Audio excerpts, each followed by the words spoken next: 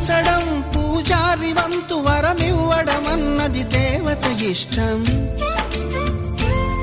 ప్రేమించడం ప్రేమికుడి వంతు కరుణించడం అన్నది ప్రేయసి ఇష్టం. ఎందువల్ల నిన్ను ప్రేమించిందో చిన్ని మనసుకే తెలియదుగా, నిన్ను మరవడం జరగదుగా. ఎందువల్ల నువ్వు కాదన్నావో ఎదురు ప్రశ్నలే వేయనుగా, ఎదురు చూపులే ఆపనుగా.